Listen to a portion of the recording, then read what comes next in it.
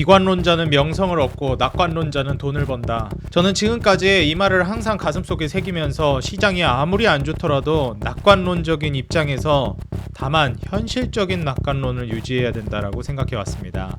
그리고 현재 이 증시 상황에서도 저희 입장은 변함이 없습니다. 여기에 대해서 오늘 저의 분명한 시장에 대한 입장을 설명드리면서요, 우리 구독자 여러분들에게 오해가 될 만한 소지들을 해소하고자 합니다. 오늘 영상 끝까지 시청하시고요.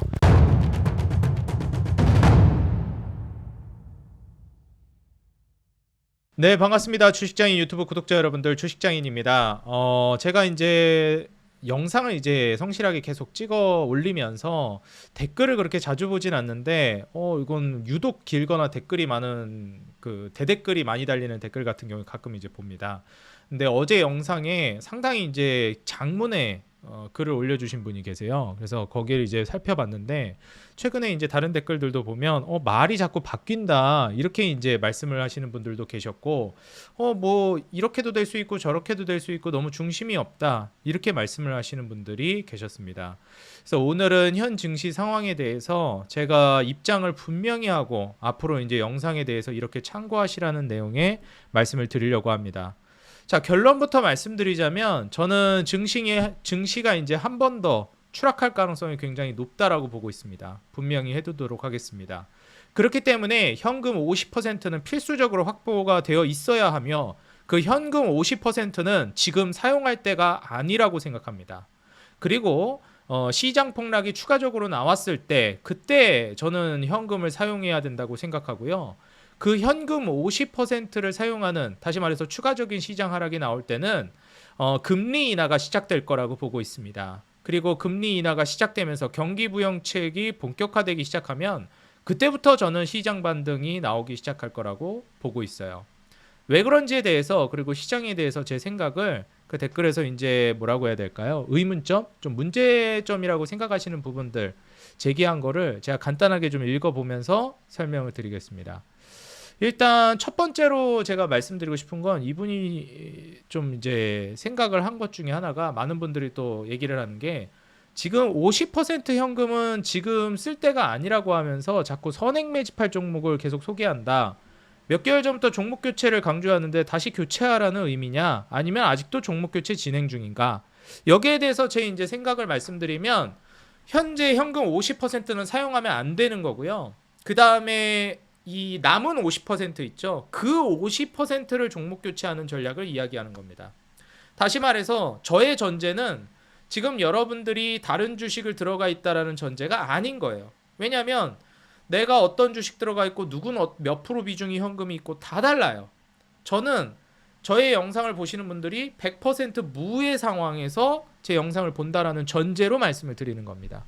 그렇기 때문에 50% 현금은 사용해서는 안 되고 50%는 투자를 해도 된다는 입장이에요. 그래서 그 50% 투자를 제가 지금 말씀드리고 있는 종목들을 사라는 것도 아니고 한번 참고해 보시라는 영역입니다. 투자에 대한 책임을 지지 않고 그 다음에 참고하시라는 영역으로 관심 종목들을 말씀드리고 있기 때문에 종목이 굉장히 많을 겁니다. 그럼 그렇게 많은 종목을 얘기하는 게 무슨 의미가 있느냐라고 생각하시는 분들이 있을 거예요.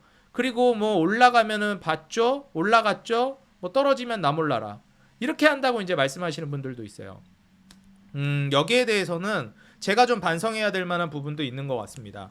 사실 제가 얘기하는 것 중에 다 올라가는 것도 아니고 뭐 떨어지는 종목도 있고 업종도 있고 지금 두각을 드러내지 못하고 있는 경우도 많습니다.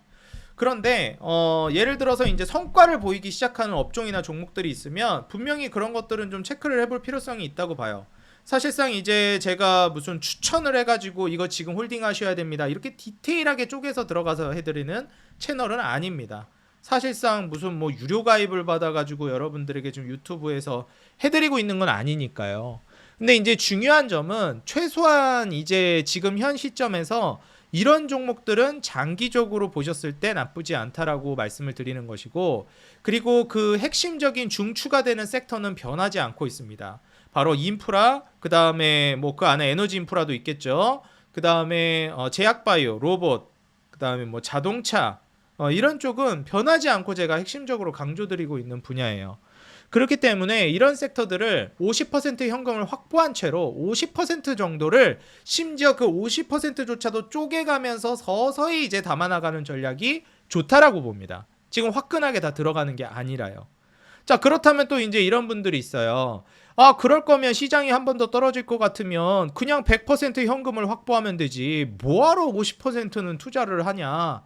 여기에 대해서는 저의 이제 생각을 말씀드리겠습니다. 뭐 다시 한번 말씀드리지만 제가 정답은 아니지만 제가 그런 사고방식과 철학을 가지고 있고 기준점이 있기 때문에 이렇게 말씀드린다라는 걸 지금 전달해 드릴게요. 뭐냐면 항상 증시가 무너지는 와중에도 뭐 전부 다 떨어진다라고 하겠지만 오르는 종목들은 나옵니다. 그리고 시장이 보통 이제 거의 하락의 끝단을 향해서 달려가게 되면 굉장히 혼란스러운 시기가 펼쳐져요. 그게 뭐냐면 우리가 시장에 저점을 맞출 수는 없는데 시장이 이제 상당히 어려워지고 있구나. 시기상 기간으로 따져봤을 때 극단으로 가고 있는 상황이구나. 그럼 극단으로 간다라는 건 이제 다시 또 시장이 올라가는 방향성으로 갈 거라는 걸 우리가 내포하고 있는 거거든요. 근데 중요한 것은 이 극단으로 갔을 때 무슨 일이 생기냐면 시장이 엄청나게 혼란스럽고 그 다음에 급락이 어디까지 나올지도 모르는 만큼 불안하게 떨어집니다. 근데 여기서 중요한 게 뭐냐면 더러 몇 개 이제 섹터나 산업 종목들은 오히려 주가가 올라가면서 증시를 이겨내면서 신고가를 써나가는 종목이나 업종들이 있어요. 그렇기 때문에 설사 내가 투자했는데 뭐 예를 들어서 제가 4개 섹터를 뭐 주로 강조를 한다지만 그 안에서도 내가 투자를 해나가는 데 있어서 어떤 거는 이미 날아가 버릴 수도 있고 어떤 종목들은 쭉 미끄러질 수도 있어요. 그래서 제가 이제 말씀드리고 싶은 거는 소액으로 이렇게 지금 접근을 하고 있는 50% 현금이 확보된 상황에서 50%를 심지어 그거조차도 쪼개가면서 투자를 하고 있다라는 전제하에 이미 날아가 버리는 업종이나 종목들이 있을 수 있습니다. 그런 쪽은 익절을 하면 돼요. 추가 매수할 필요 없이. 근데 시장이 무너지면서 전체적으로 이제 꺾여져 내려오게 되면 그땐 현금을 쓰면서 이제 매수를 하면 됩니다. 그럼 그냥 시장이 무너지면 그때 다 하면 되지 않느냐? 저는 그런 투자 전략을 선호하지 않습니다. 왜 제가 그게 잘못된 건 아니지만 좀 효율적인 전략이라고 생각하지 않는 이유가 뭐냐면 시장이 아무리 폭락이 나올 것 같고 아무리 어려워 보여도 저는 투자를 하고 있어야 된다는 주의예요. 이유는 무엇이냐면 향후 이 시장을 이제 주도해 나가면서 강력한 시세를 보여주는 섹터들 같은 경우에는 어떤 이제 포지션을 취하게 되는 경우가 많냐면 이미 시장이 너무나도 네거티브가 확장되어 있는 상황 안에서도 오히려 올라가고 있는 경우가 꽤 있습니다. 그리고 시장이 이제 좀 살아날 것 같은데 사실상 진짜 폭락이 거의 다 끝난 것 같은데 라고 생각이 들 때쯤에 이미 주가가 날아가 있는 경우도 꽤 많아요. 그렇기 때문에 저는 지금 현 시점에서는 50% 정도는 투자를 이어가고 있으셔야 된다라고 생각을 하는 거고 내가 좋은 주식을 매수하고 있다면 종목 교체를 할 필요 없습니다. 저는 여러분들이 혹시 올바르지 못한 종목을 보유하고 있다면 종목 교체를 고려해 볼 수 있을 만한 좋은 기업이나 산업들을 여러분들과 공유하는 것이지 뭐 항상 무조건 제가 정답인 것도 아니고 여러분들이 또 각자가 괜찮은 섹터나 종목을 보유하고 있다면 굳이 종목 교체를 할 필요는 없어요. 다만 제가 강조드리고 싶은 건 현금은 지금 필수라고 생각됩니다. 그리고 이전부터도 계속 말씀을 드려왔고 그 현금이 기준금리 인하를 필두로 해서 저는 이제 나올 거라고 보는데 여기에 대해서 이제 또 비판의 목소리가 나오는 건 제가 이제 말을 빌려보자면 자꾸 가장 중요한 점을 미국의 금리 인하라고 하시는데 금리 인하는 아주 지엽적인 하나의 요소일 뿐입니다. 여기는 아주 동감을 합니다. 근데 저는 개인 투자자분들 그리고 초보 투자자분들이 가장 쉽고 상징적으로 시장이 이제 돌아서는 걸 시그널로서 판단해 볼 수 있는 중요한 1번 지표가 저는 기준금리 인하라고 보기 때문에 그걸 계속해서 강조드리고 있는 것입니다. 만약에 조금 더 이제 디테일한 부분들을 파고든다라고 하면 이분이 또 이제 관세 관련해서도 이야기를 하시던데 관세에 대한 저의 생각은 4월에 소비자 물가 나쁘지 않았다. 5월 소비자 물가를 보면 알 수 있다. 근데 이건 넌센스다. 관세로 촉발된 경제 위기고 그로 인해서 물가가 불안한 상황인데 그건 아직 드러난 지표가 아니기 때문에 그걸로 인한 타격이 클 것이다. 이런 이제 우려를 가지고 계십니다. 근데 여기에 대한 저의 의견을 말씀드리자면 관세라는 타격이 주는 물가 충격보다도 저는 물가를 다운그레이드 시키는 요인이 더 클 거라고 보고 있는데 그게 무엇이냐면 불경기로 인한 수요 위축입니다. 저는 공급적인 요인보다 수요적인 요인을 조금 더 우위에 두고 생각하는 투자자예요. 뭐 사실 투자 전략에 있어서 상황마다 달라지는 것이고 그때그때 다르지만 전 지금의 관세도 크게 다르게 보진 않습니다. 수요를 항상 저는 위에 두는 투자자예요. 공급적인 충격은 단발성이거나 혹은 나중에 해결되거나 혹은 정치적 입장에 따라서도 얼마든지 바뀝니다. 하지만 대중의 심리가 반영되고 있는 이 수요라는 매개체는 사실상 사이클을 핵심적으로 주도해 나가는 요인이라고 생각해요. 그렇기 때문에 지금 현재 시점에서 수요가 충격을 받고 있고 관세도 물론 영향을 줬다고 생각합니다. 이 수요 충격으로 인한 시장 충격은 지금 유가를 끌어내리고 있고 각종 원자재들의 수요를 낮추고 있습니다. 물론 관세로 인한 물가 상승을 촉발시킬 가능성이 있지만 저는 수요 위축으로 인한 물가 하락이 좀 더 강할 거라고 보고 있어요. 이런 공급적인 충격 그리고 정치적인 리스크 그 다음에 뭐 대립구도로 인한 이런 변동성은 말 한마디 그리고 그 국제적인 단계의 힘겨루기 신경전 여기서 미묘하게 조금만 바뀌면 순식간에 틀어져 버립니다. 관세 전쟁이라는 것도 저는 크게 다르다고 보지 않아요. 우리가 1차 때도 뭐 트럼프 1기 정부 때도 무역 전쟁이니 뭐니 하면 난리를 쳤지만 결국에 시장은 올라갔고 금리 인하가 단행된 이후에 유례없는 또 상승장을 기록했습니다. 중간에 뭐 코로나라는 이벤트도 있었지만요. 저는 결국에 불경기를 이기는 거는 결국에 없다고 생각합니다. 지금 시장은 점점 더 강력한 불경기로 나아가고 있고 이는 필연적으로 수요 위축과 물가 하락을 불러올 겁니다. 그리고 이 불경기가 심해지면 결국에는 관세마저도 무력화시킬 거라고 보고 있어요. 그 이유에 대해서는 뭐 여러 투자자들이 이제 알고 계시지만 저의 의견이 그렇다는 것뿐입니다. 제가 정답은 아닙니다. 그렇기 때문에 저는 결국에 이 불경기 모멘텀이 확산되고 있는 국면이고 이 불경기가 호경기로 넘어가지 않고 있는 단계라고 보고 있어요. 왜 불경기가 호경기로 나아가지 못하고 있냐면 정부의 경기 부양책이 실현되고 있지 않거든요. 불경기는 앞으로 더 심해질 겁니다. 그로 인한 수요 위축으로 인한 물가 하락도 촉발이 될 겁니다. 물론 관세로 인한 물가 상승이 있을 수도 있습니다. 그렇지만 제가 보기엔 불경기로 인한 수요 위축, 그로 인한 물가 하락 이게 훨씬 더 클 거라고 보고 있는 입장이에요. 저의 이제 생각에서는.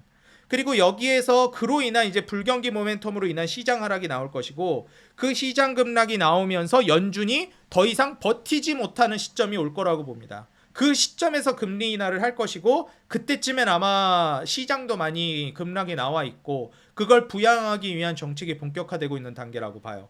지금 트럼프 입장에서도 연준을 굉장히 강력하게 압박하면서 빨리 금리 인하를 하도록 유도하고 있는데 글쎄요. 뭐 불경기가 정말 엄청난 극에 달하게 되면 과연 연준이 피해갈 수 있을까?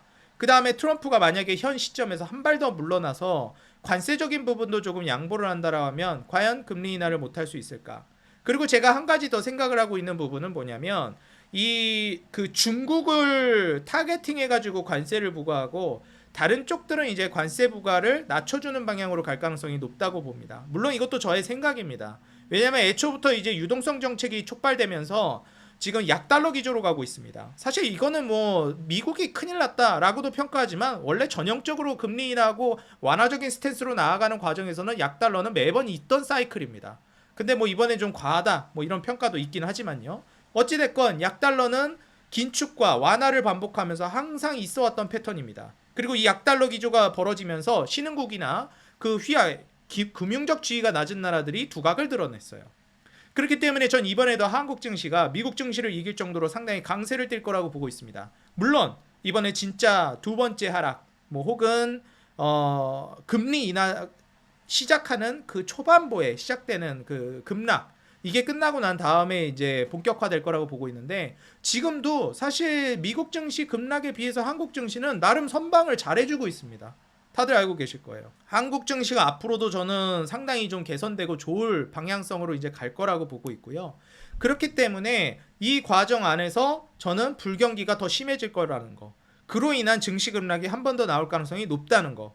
그로 인한 연준의 기준금리 인하가 시작될 거고 그때부터는 증시가 상당히 좋아질 것이라는 거.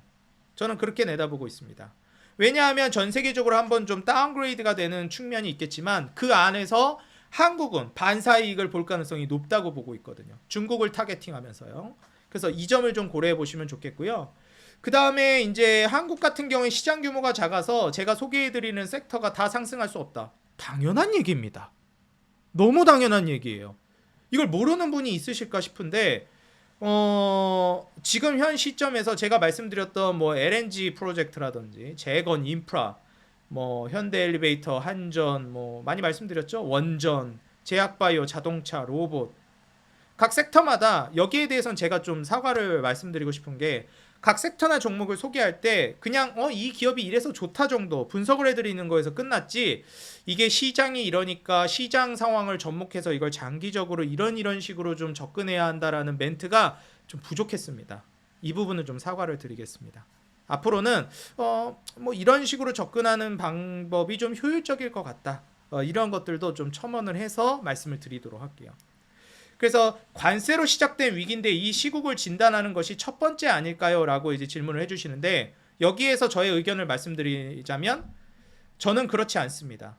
관세라는 거는 상황에 따라 달라지는 것이지만 상황에 따라 달라지지 않는 아주 그 근본적인 게 있습니다. 그게 뭐냐면 물가와 그 다음에 경기 사이클, 불경기와 물가 사이에서 움직이는 그 근본적인 그 내면의 부분들은 크게 바뀌지 않는다고 생각해요.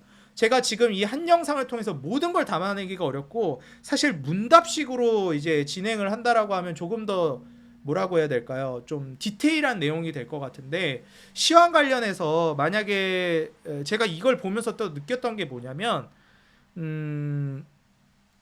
시황 관련된 이제 라이브 강의를 진행해 가지고 질문을 한번 해주면 한번 전화 통화를 해서 하는 게 그게 될지는 모르겠는데, 하여튼 만약에 그런 식으로 하게 되면 저의 생각을 좀 더 이제 자세하게 얘기할 수는 있을 것 같습니다. 어찌됐건 저의 입장을 말씀드리자면 관세를 가볍게 보자는 게 아니에요. 가볍게 보자는 게 아니라 관세보다도 더 중요한 그 이면의 거, 다시 말해서 불경기로 나아가고 있다라는 거. 그 불경기는 결국 수요 위축을 불러오는 것이고, 그 수요 위축은 물가를 올리는데 결국 한계가 있을 것이다. 그로 인한 불경기를 해결하기 위한 트럼프의 이제 관세 관련된 정책도 좀 유한 스탠스, 완화적인 스탠스로 바뀔 가능성이 높다는 거예요. 지금까지 우리가 생각하고 있던 관세에 대한 우려가 사실상 거의 최고치일 가능성이 높다라고 보고 있습니다.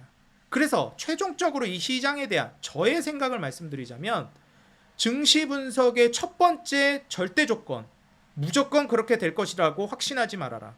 내가 틀릴 수 있다는 생각을 반드시 가져라. 시장 분석은 경향성을 따지는 것이지 그렇게 된다, 저렇게 된다 확신을 가지고 결정을 내리는 뭐라고 해야 될까요? 분야가 아니다. 이렇게 좀 말씀을 드리고 싶어요. 이 부분에 대해서는 저는 양보의 여지가 없습니다.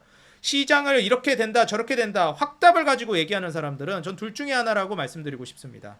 실력이 없는 사람이거나 사기꾼이거나. 시장은 딱 이렇게 된다라고 재단하는 게 저는 절대 아니라고 생각해요. 우리가 10길 물속은 알아도 한 길 사람 속을 모르는데, 수억, 수십억, 수조의 사람, 뭐 수조는 좀 오바고요. 수십억의 사람들의 심리가 반영되고 있는 게 증시인데, 그걸 이렇게 된다, 저렇게 된다, 마치 자로 잰 듯이 얘기한다? 그건 아니라고 봐요. 그렇지만 그 중에서도 저의 의견은 있을 수 있겠죠. 그렇기 때문에 저의 의견을 말씀드리자면, 저의 지금 생각으로는 시장 하락은 한 번 더 나올 걸로 생각됩니다. 그 이유는 기준금리 인하가 시작되지 않았습니다. 만약에 시장 하락으로 인해서 경기 침체를 인정하고 연준의 금리 인하가 시작됐다면 시장이 하락이 나오던 말던 현금을 이제 쓰셔도 된다라고 말씀드렸을 것 같아요. 저의 기준에선 그렇습니다. 그런데 아직 기준금리 인하를 시작도 안 했고, 사실상 시장 하락은 저는 충분히 더 나올 가능성이 여전히 열려 있다고 봅니다. 그러니까 여러분들도 시장 하락에 대한 가능성을 열어두고 계셔야 된다라는 것이고, 그 과정 안에서 현금 50%는 거의 필수라고 생각합니다. 다만 나머지 현금 50%는 내가 올바르지 않은 종목을 보유하고 있다면 종목 교체를 단행하고, 그 종목 교체를 어디로 하면 좋을까에 대한 뭐 좀 조언 정도가 될 수 있는 게 제가 소개해드리는 종목이나 업종이라고 생각해요. 그게 뭐 정답일 수는 없겠지만 하나의 참고 정도는 될 수 있다고 생각합니다. 제가 좋다고 생각하고 있고, 오히려 시장이 이렇게 불안할 때 장기적으로 괜찮을 만하다고 저는 생각하거든요. 그래서 시장 하락으로 인해서 분명히 모두 조정이 나올 수는 있겠지만 장기적으로 괜찮다고 생각하는 건 역시 자동차, 제약바이오, 인프라, 거기에 로봇, 이런 섹터들이라고 보고 있습니다. 그래서 이런 섹터들은 꾸준하게 보시고, 더 나아가서 아직 제가 매우 타점이라고 생각하진 않지만 관심 있게는 보시라라고 말씀드리는 것 중에 하나가 화학 쪽이죠. 뭐 하나솔루션이라든지 LG엔솔이라든지. 근데 저도 지켜만 보고 있는 입장이고 한 올해 하반기 정도부터는 좀 기회가 올 가능성이 있다고 봐요. 근데 아직은 좀 이르다는 생각입니다. 그리고 현대일리베이나 한국전력 같은 경우에는 배당도 좋고 개별 주식으로도 너무 괜찮고, 그 다음에 지금 시장이 불안하다 보니까 투자자들이 굉장히 안정적인 쪽으로 많이 몰리고 있습니다. 그러다 보니 뭐 SK텔레콤이라든지 뭐 통신주, 뭐 금융주, 그 다음에 뭐 배당 많이 준다고 하는 한전이나 뭐 현대일리베이 이런 쪽을 많이 좀 집중하고 있어요. 그래서 그런 부분들에 대해서도 좀 이제 도움이 되셨으면 하는 바람에 말씀을 드린 거고요. 그 다음에 이제 마지막으로 또 말씀을 드리고 싶은 건 추천주 개념으로 보지 않으셨으면 좋겠다. 여러분들이 개별적으로 내가 주식을 다 분석하려고 하면 시간이 부족하니까 아, 저런 주식도 있구나. 괜찮은 주식이 저런 것도 있구나. 한번 참고해 보시는 영으로 생각하셨으면 좋겠습니다. 그 다음에 여기에서 또 이제 지적을 해주신 부분이 그냥 종목을 이렇게 얘기하는 거는 너무 이게 뭐가 없다라는 거죠. 사실상 뭐라고 해야 될까? 기준점이 없다라는 거죠. 너무 위험하고 단타인지 장기인지 스윙인지 이런 게 없다라는 건 너무 위험하다는 겁니다. 이거는 확실히 맞는 이야기라고 생각됩니다. 그래서 그 부분에 대해서는 지금 현재 시장의 하락 가능성이 높기 때문에 전 단타는 하는 게 좋지 않다고 생각합니다. 그렇기 때문에 장기적으로 매직 관점으로 볼 만한 업종이나 주식만 말씀드릴 거예요. 항상 말씀드리지만 단타냐 스윙이냐 장기 투자냐는 투자자가 결정하는 게 아니라고 생각합니다. 그 주식이 결정하는 거고 시장이 결정하는 겁니다. 좋은 업종이고 좋은 자리라고 해서 생각해서 들어갔는데 주가가 생각보다 너무 빨리 올라가 버리면 단타가 되는 겁니다. 그런데 생각보다 오래 걸린다 라고 하면 장기 투자가 되는 거죠. 그렇기 때문에 저는 지금 같은 증시에서는 항상 장기 투자라는 관점으로 내다보시기 바라겠고, 생각한 것보다 빨리 주가가 올라간다면 비중을 제대로 많이 실진 못했지만 빨리 수익이 났으니 그걸로 나름대로 만족하면서 투자를 이어가면 된다고 생각합니다. 저는 굉장히 위험한 투자 중에 하나가 난 애초에 이걸 단타로 들어갈 거야, 스윙으로 들어갈 거야, 중장기로 들어갈 거야, 이런 투자는 저는 위험하다고 생각합니다. 왜냐하면 그 계획대로 되는 경우를 전 거의 못 봤거든요. 물론 딱 칼같이 끊어가지고 하는 단타로 진행하겠다라고 하면 상관이 없겠지만 저는 이 채널에서는 그런 식의 투자 전략은 웬만해선 제시하지 않을 겁니다. 고수들의 영역이고, 임요한이 이렇게 하는데 뭐 야 김연아가 트리플 악셀 하는데 너라고 왜 못해? 대중에게는 저는 그런 식의 제안을 하면 안 된다고 생각합니다. 왜냐하면 99%가 실패할 거거든요. 99%가 실패할 수 있는 투자 전략을 이야기한다는 건 저는 옳지 못하다고 생각합니다. 그렇기 때문에 생각한 것보다 빨리 올라간다면 단타가 되는 것이고, 그 다음에 처음부터 애초에 가지고 가야 되는 투자 전략은 길게 보셔야 합니다.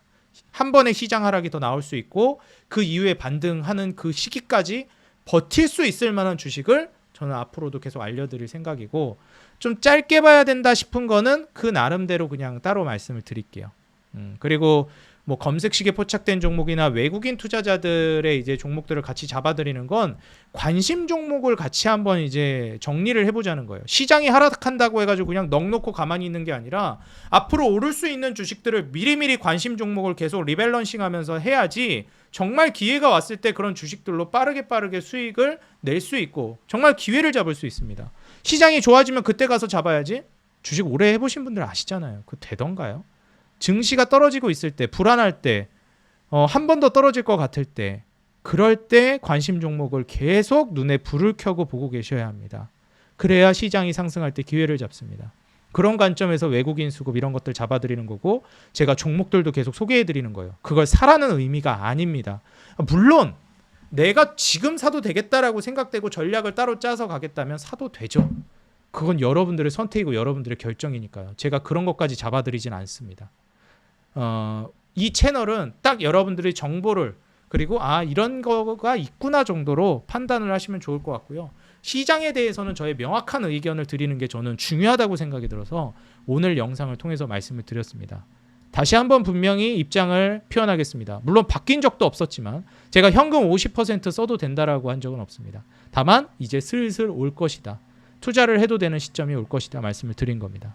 명확하게 실제로 기준금리 인하가 시작되기 전에는 저는 현금을 쓰지 않는 걸 권장드리겠습니다. 그리고 시장 하락은 더 나올 가능성이 있습니다. 다만 그게 의미하는 건 이제 시장 하락이 거의 끝나간다는 뜻입니다. 시장 하락이 거의 끝나간다라는 건 제일 큰 하락이 기다리고 있다는 뜻이기도 합니다. 이렇게 양면성을 지니고 있는 증시입니다. 그리고 또 시기상으로는 곧 대세 상승장이 온다는 뜻이기도 합니다. 그렇기 때문에 시장이 하락하고 상승 사이클로 접어들어가는 그 사이 구간이 정말 혼란스러운 구간입니다. 이 혼란스러운 구간을 잘 이겨내셨으면 좋겠고요. 앞으로도 이거는 좀 뭔 말이지?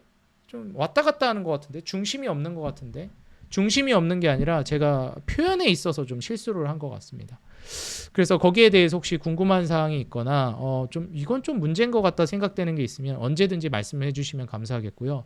만약에 우리 구독자님의 이런 장문의 한 구독자님이 장문의 댓글을 남겨주셨는데 이 댓글이 없었다면 저도 이런 영상을 준비 안 했을 거고 우리 구독자분들이 이런 뭐라 해야 될까 혼란을 받고 있는지 잘 몰랐을 수도 있습니다.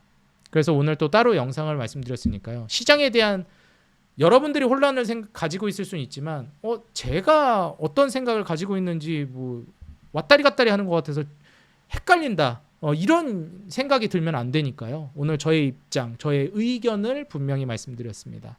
그래서 여기에 대해서 여러분들이 좀 도움이 되셨으면 좋겠고요. 앞으로도 이제 시황 관련해서 뿐만 아니라 관심 있게 봐야 하고 지금 시장을 어떻게 헤쳐나가야 되는지에 대해서 여러분들과 공유하는 시간 꾸준히 가져보도록 하겠습니다. 오늘 영상 도움이 됐다 하시는 분들은 꼭 여러분들 좋아요나 구독, 알람 버튼 눌러주시면 감사하겠고요. 다음 이제 타점에서도 여러분들께 좀 도움이 될 만한 내용들 잡아드리겠습니다. 텔레그램방 링크 하단에 영상 하단에 더보기랑 고정 댓글에 남겨놨습니다. 타고 들어오시면 여기에 여러분들께 도움될 만한 자료들 계속해서 올려드리고 있으니까요. 무료로 모두 혜택 받아가셨으면 좋겠다 말씀드리고요. 그리고 우리 구독자 여러분들 사랑에 힘입어서 구독자가 정말 빠르게 늘고 있습니다. 진심으로 감사드리고요. 아직 구독을 눌러주지 않으신 분들은 구독과 좋아요, 알람 버튼 눌러주시면 더 돈 되는 정보, 도움되는 주식으로 보답하겠습니다. 그리고 여러분들 짧게나마 응원 댓글 달아주시는 거 제가 영상을 제작하는데 큰 힘이 되고 있습니다. 조금만 시간 내셔서 비판의 댓글도 좋고 이거 좀 이상하다 싶은 것도 의문점도 댓글 달아주시면 제가 기회가 닿는 대로 설명을 드리는 영상도 제작해 보겠습니다. 네, 오늘 영상 꼭 도움이 되셨으면 좋겠고요. 항상 우리 개인 투자자 여러분들의 수익 그 하나만을 위해 여러분들이 돈을 벌어야 제가 돈을 번다는 모토로 앞으로도 꾸준히 정진해 나가도록 하겠습니다. 지금까지 주식장인이었습니다. 감사합니다. 기회를 잡는 하루 되시기 바라겠습니다.